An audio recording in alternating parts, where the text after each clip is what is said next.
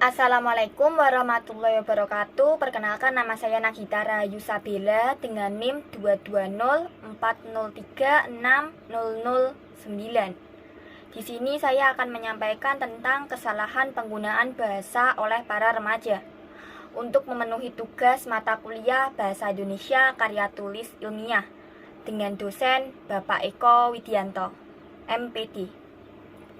Tema kali ini kita akan membahas tentang kesalahan penggunaan bahasa Indonesia di kalangan para remaja.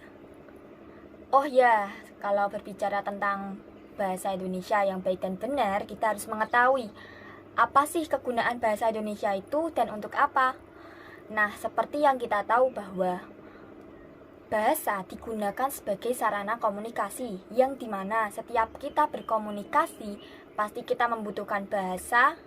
Dengan menggunakan bahasa, kita bisa menyampaikan sesuatu dan bisa menyampaikan informasi dari seorang komunikator ke seorang komunikan.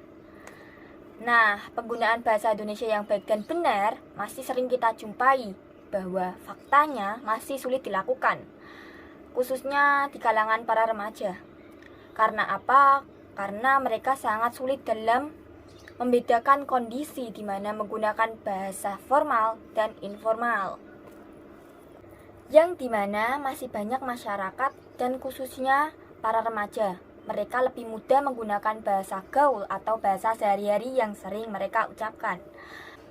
Mengenai berbahasa Indonesia sendiri, menggunakan bahasa Indonesia dengan baik dan benar mempunyai beberapa konsekuensi logis, di mana terkait dengan pemakaian sesuai dengan situasi dan kondisi tertentu.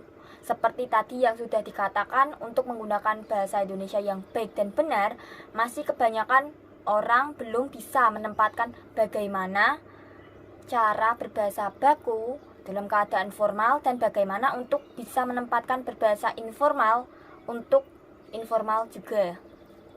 Tidak hanya di kalangan masyarakat, di kalangan remaja pun juga masih sulit dalam menggunakan bahasa Indonesia yang baik dan benar. Nah, hal ini yang akan kita bahas dan menjadi topik pada pembahasan kali ini.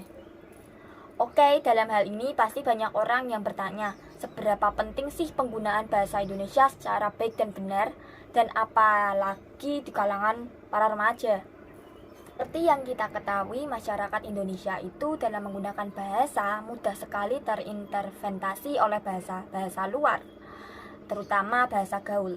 Apabila ada seorang remaja yang bertemu orang yang lebih tua, mereka seharusnya menggunakan bahasa yang baik dan sopan, karena mereka lagi berhadapan dengan orang yang lebih tua. Dan jika tidak menggunakan bahasa yang baik dan benar, dalam hal ini akan melekat pada seorang masyarakat Indonesia, terutama kalangan remaja. Selain itu, pada asas kesopanan juga akan berpengaruh, karena ketika asas kesopanan yang kurang baik tersebar, maka akan menjadi hal yang biasa, dan hal itu sangat berdampak negatif oleh masyarakat Indonesia. Dan hal yang baik dan benar di masyarakat Indonesia akan hilang dan pudar seiring dengan berjalannya waktu. Jadi hal ini sangat penting bagi kalangan remaja. Mereka harus mampu menguasai dan bisa berbicara dengan bahasa yang baik dan benar, terutama pada orang yang lebih tua. Jadi dalam penggunaan bahasa Indonesia yang baik dan benar harus dilihat pada situasinya, dimana jika dalam berbahasa formal, ya harus menggunakan bahasa yang formal juga, dan sebaliknya. Peran bahasa Indonesia yang baik dan benar maupun di kalangan masyarakat dan juga kalangan remaja harus bisa sesuai dengan kaidah bahasa Indonesia. Itu tadi sedikit penjelasan dari saya mengenai bahasa Indonesia yang baik dan benar. Semoga bermanfaat. Kurang dan lebihnya saya mohon maaf. Wassalamualaikum warahmatullahi wabarakatuh.